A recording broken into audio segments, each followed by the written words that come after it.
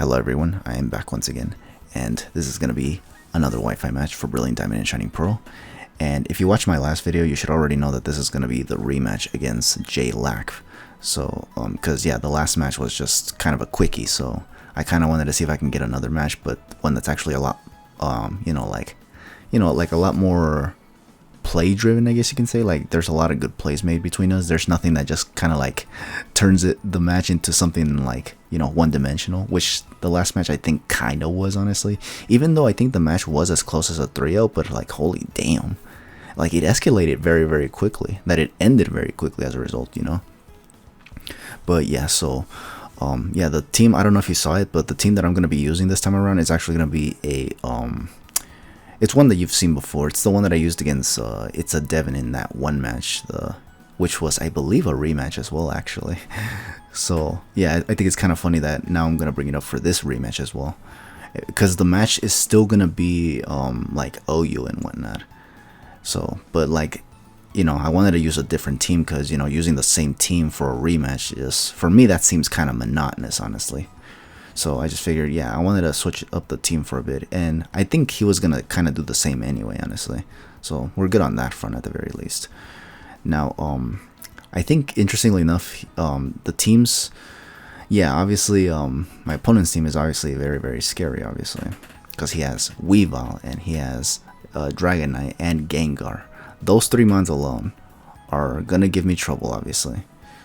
But that's not to say that the rest of his team isn't dangerous either. Like Ambipom, those things have Technician, and with Fake Out, Quick Attack being a thing, those moves can do a lot more damage than usual. And since they function as priority moves, they can be very good for, like, chipping down my team, and whenever it's crippled enough, that thing can usually finish me off a lot of the time. And it's fairly fast too, honestly, so, like, I can't really expect anything good to come out of this match, but we're going to see what we can do, obviously.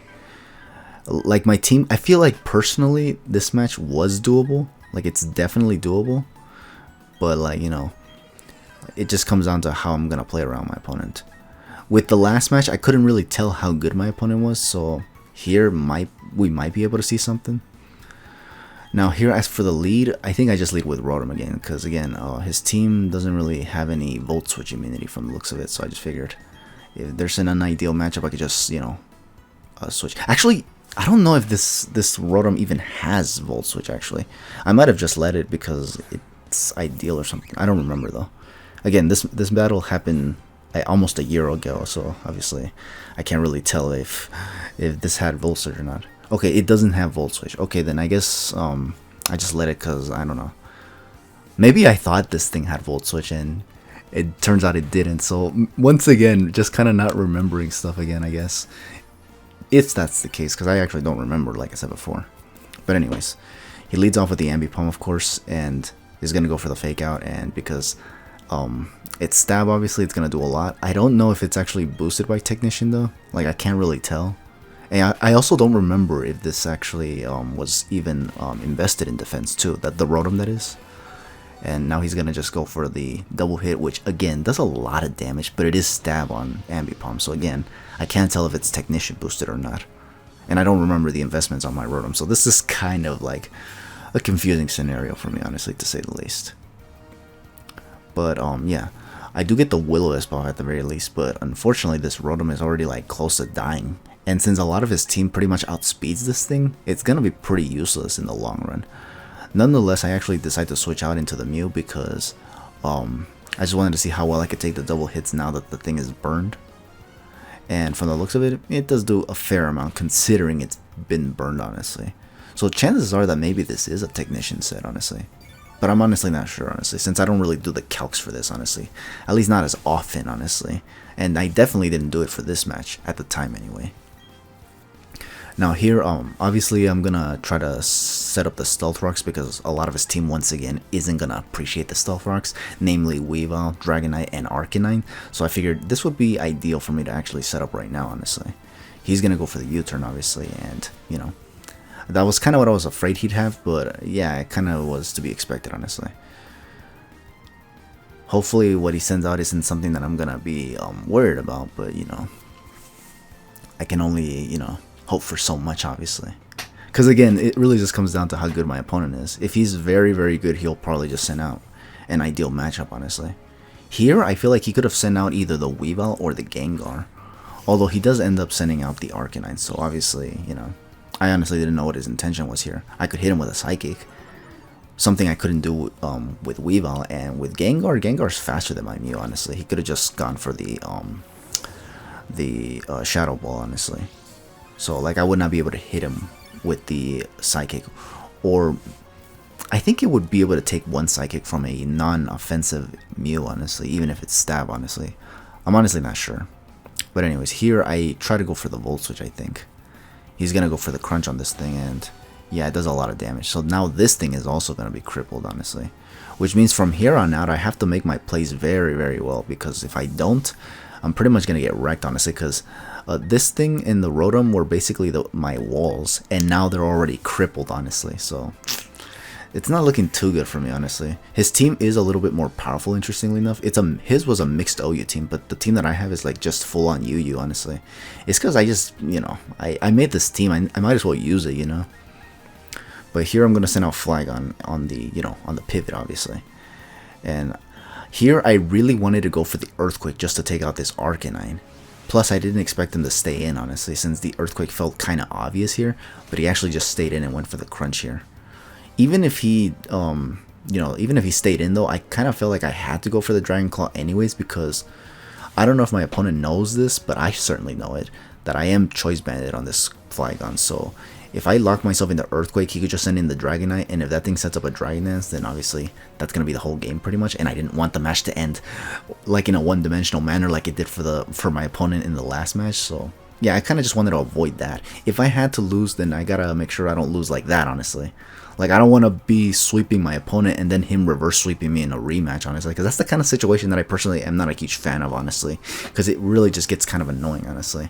Like, that's the kind of stuff that annoys me about rematches in general, is that if I lose a certain way, or if I win a certain way, then in the rematch, they beat me in the same way I beat them. And it's just like, ugh, that's kind of annoying, honestly. But that's just me. So here, my opponent is now going to send out the Weavile, obviously. I did take out the Arcanine, but obviously I had to take unnecessary damage because I didn't go for the Earthquake. I think here, had I gone for the Earthquake and he sent out Weavile, maybe he could have put me in a very better position, but, you know, I didn't end up doing that, obviously. Like I said before, I was afraid of the Dragonite setting up a Dragon Dance, obviously.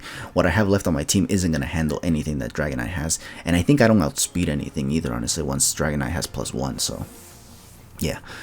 Here, obviously, I'm going to switch out the Flygon, sack the Mew. This is one of the reasons why I preserved this Mew by pivoting, because I actually wanted to use this for Death Fodder, since I can't use it as a wall anymore. This also didn't have reliable recovery either, honestly. It only had passive recovery in the form of leftovers, so I kind of just had to let this thing go down, honestly. Now, here, I'm just looking at my team once again to see what I'm going to do, because obviously, like, it's not looking very good for me, obviously. This Weavile, I mean, like, I wanted to send in Sharpedo here. In fact, I think I do send out Sharpedo here, because I wanted to actually go for the Protect to see if he actually has the Brick Break. But I did go for Protect the last time I played my opponent with Sharpedo, because the other team that I had also had Sharpedo. So, and I did go for Protect there. So here I go for it again, kind of hoping he would, like, you know, expect me to go for Protect again, and he would just go for the Brick Break, because I could just Waterfall him, predicting him to want to just attack me, or, like, you know, wanting him to switch out. But, you know, again, it just depends on whether or not he had Brick Break or not, which is possible, honestly. He ends up, like, switching out anyway, so obviously this Protect was kind of pointless. Yeah, kind of pointless. I think had I gone even for the Waterfall here, there's a very decent chance that I would have probably been able to finish this Dragonite off, honestly. I think this was a misplay to an extent, but it was a 50-50 scenario. That's kind of how it is with Sharpedo. You either expect your opponent to expect you to Protect, or you expect them to, you know, try to predict your Protect attempt, and you actually got the attack on them, you know. It's very difficult, honestly, to, you know, play Sharpedo, honestly.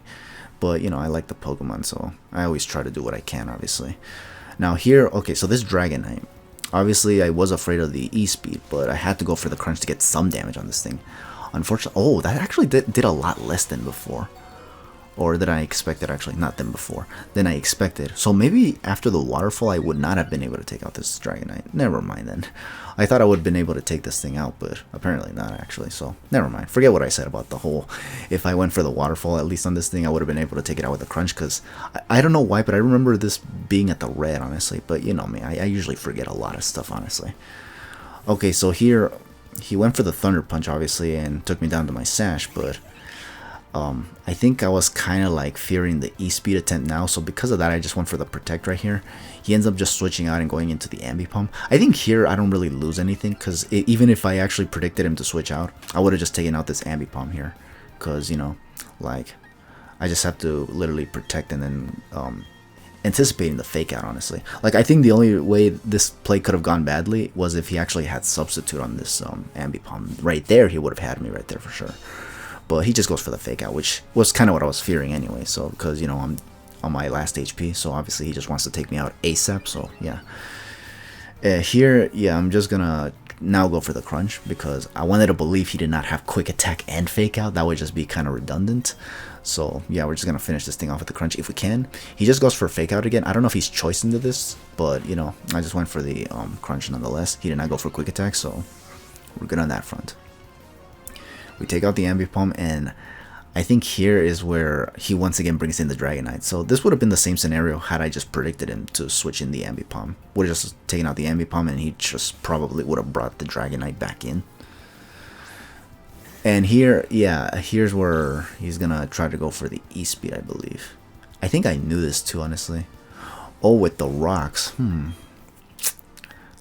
Maybe with the rocks, if I went for the waterfall earlier, I would have probably been able to take out the Dragonite with the Crunch after he switched it out. He probably would have been discouraged to switch it out, honestly, and he probably would have stayed in with the Dragonite and just, you know, let it go down probably. Because I am convinced that this Dragonite, given the fact that he switched it out, was definitely choice banded. So here, yeah, obviously I sack Rotom here, and here, yeah, obviously here, believe it or not, I think I did lose this part of at this point of the match, actually. Like, I did lose this match, because, here, you know, I was considering sending in Flygon to take the E-Speed, but I actually did do a damage calc after the match, and realized that I wasn't going to be able to, survive a Choice Banded E-Speed from Dragonite. So I had to send in Machamp to take the damage, unfortunately. So here, obviously, yeah, I take the E-Speed and it's a 2-hit KO, but I was able to at least take out this freaking Dragonite. Unfortunately, because I took damage though with this Machamp, it's not going to be able to take any hit that you know, that Weavile throws out, honestly. And I don't even think he sends that in either, honestly. He sends out the, this thing, I forgot what it's called, the Flygon. Sheesh. I was just mentioning it too, honestly. But whatever. It's because, you know me, I forget a lot of stuff. But yeah, okay, he's going to send out his Flygon, which obviously I can't take either, honestly. And I don't have switch-ins anymore because Rotom and Mew were my only walls, and they're both gone. They both got crippled even before we got to this point, so yeah, it was looking pretty bad for me already at this point. I tried going for Ice Punch in case he tries to set up like a Dragon Dance or something, but he's just going to go for the Outrage here. So here I'm going to lose Machamp, and I'm going to try to send in my own Flygon. I was kind of trying to like avoid this this Ditto, because honestly I kind of was afraid that I just lose the speed tie. Oh no, wait, I don't actually send out Flygon yet. I actually sent out Sharpedo first, then I sent out the Flygon. Here I sent in Sharpedo, but I feel like this might have been a misplay, actually. Might have. I think it just comes down to whether or not the Weavile had Ice Shard, honestly, because if the Weavile didn't have Ice Shard, I could have probably taken it out with a Waterfall, probably, but I'm not sure, honestly. Instead, what I do is send it out right here and just go for the Waterfall.